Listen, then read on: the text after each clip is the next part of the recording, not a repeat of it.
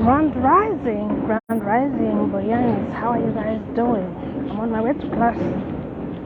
So, the World Cup has just ended, and I just want to use this opportunity to quarrel with my black brothers all over the world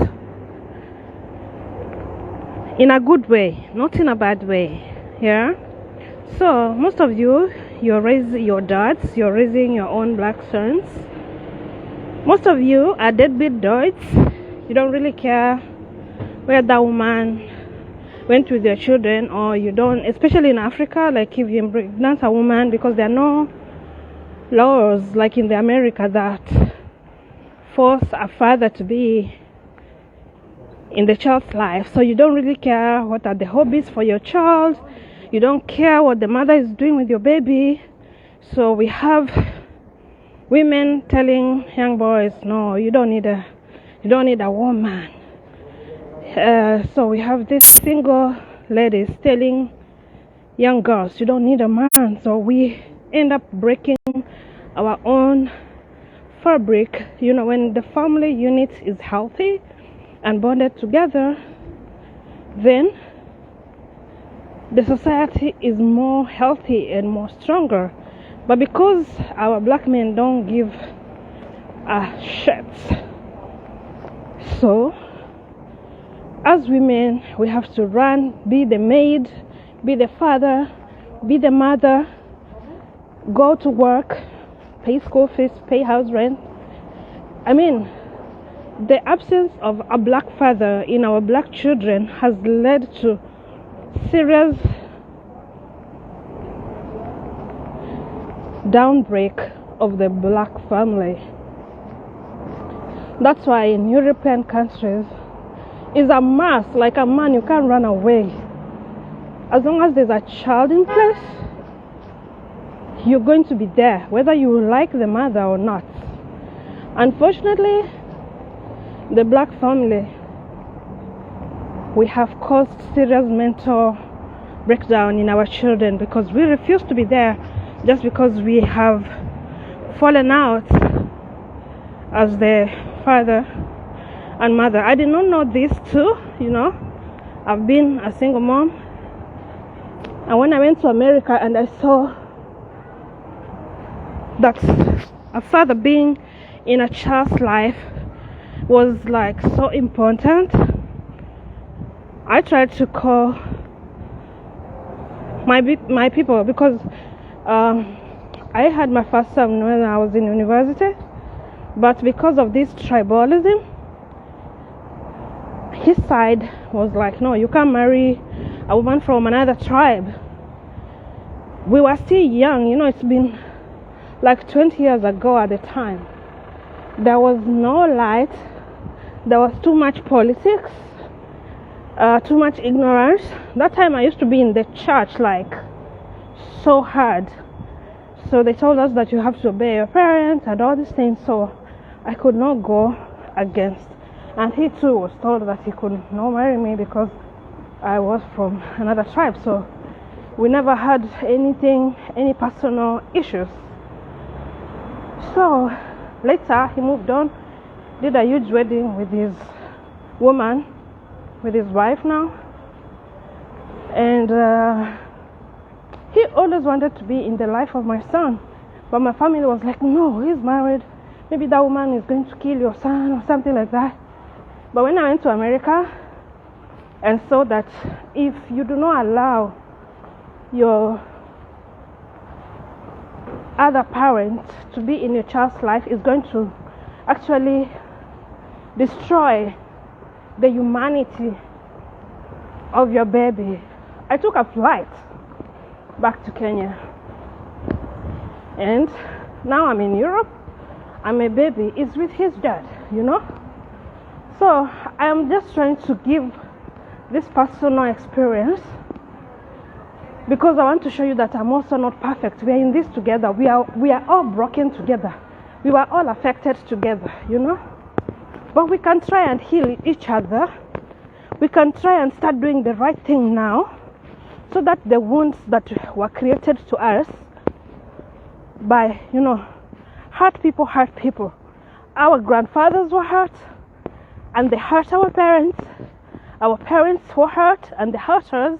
It's going to take us to stand up and break the generational curses. So, guys, here in Europe, Italy, where I stay, there are no clubs that were hyping the World Cup. These people were in the World Cup. But it's not a big deal. People are busy building their country, busy doing other things, busy taking their children to maybe train in the various sports that they do. At 3-year-olds, children in Western countries have already started training on whatever skill that the parent has identified. Maybe the child loves singing, maybe the child loves to play football, maybe the child loves to swim, and they start early. So for our African parents, for those of you who grew up in the village, you can bear witness with me that anytime you would want to get out of that book and go to do some like football or something, you'll get a beating. Like, go and read. So, like me, I was an A student. I went to the best high school, the Kenya High School. I went to the best university, the University of Nairobi.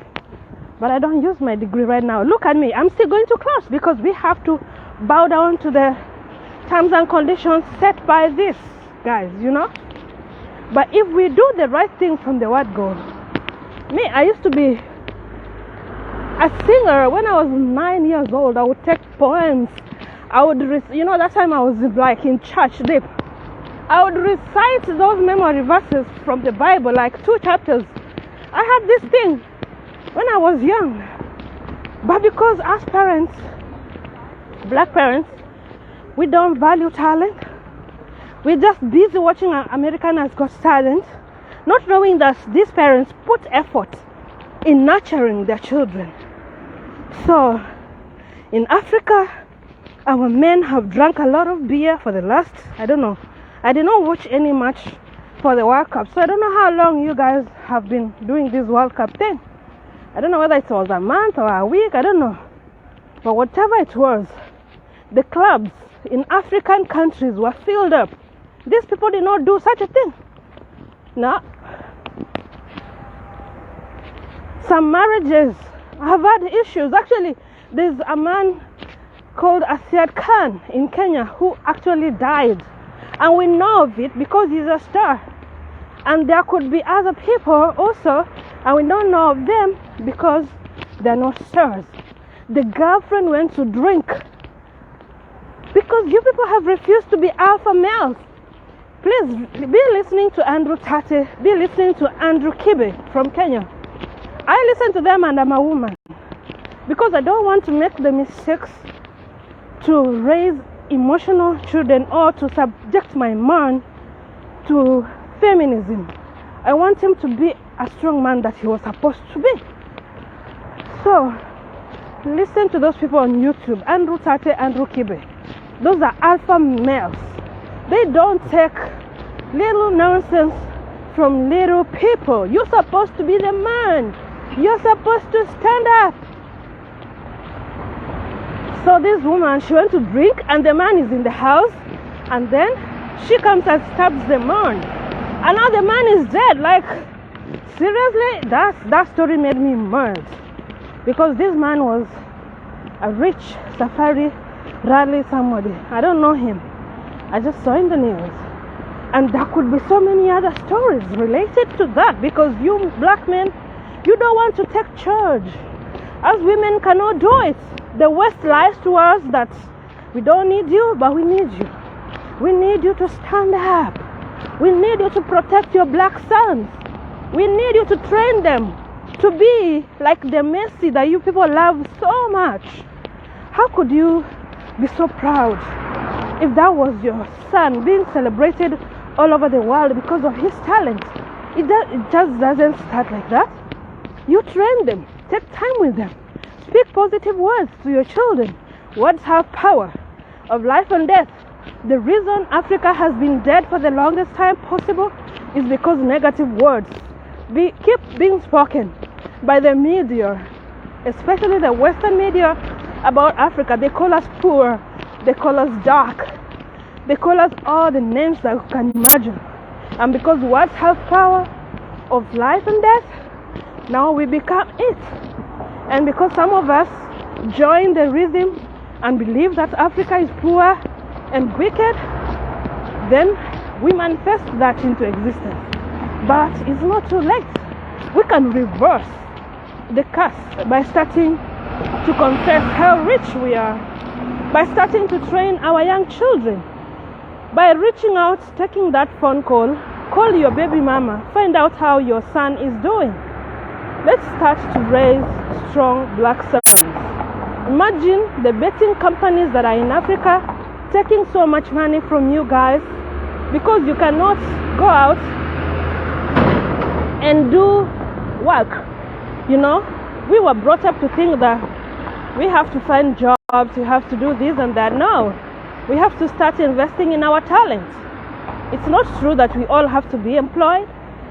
No, we can start our own businesses. We can team up, bring capital together, start something together, you know.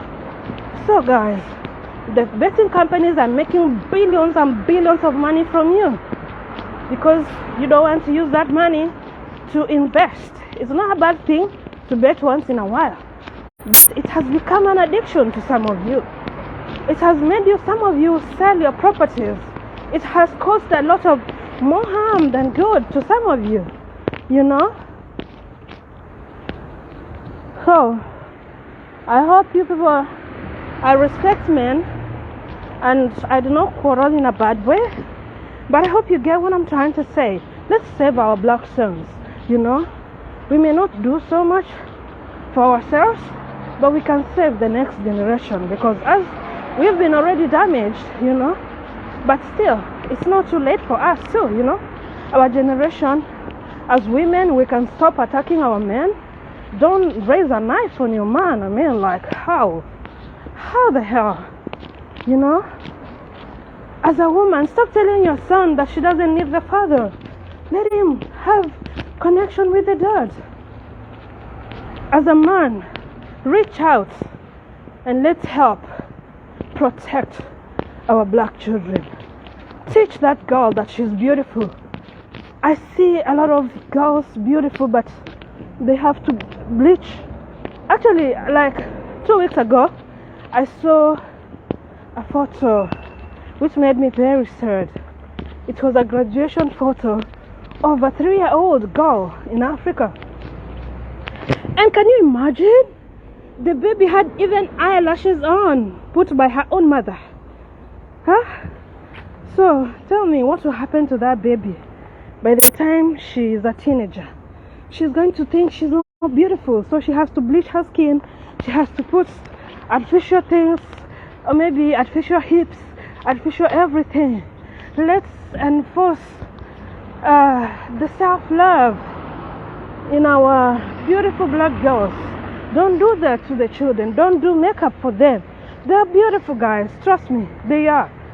I know they are. Don't harm them. Don't damage them. Let them be natural as they can be. Okay, guys. So, thank you. Drop your comments. I will respond to them. I'm already in school now. See you later. Bye.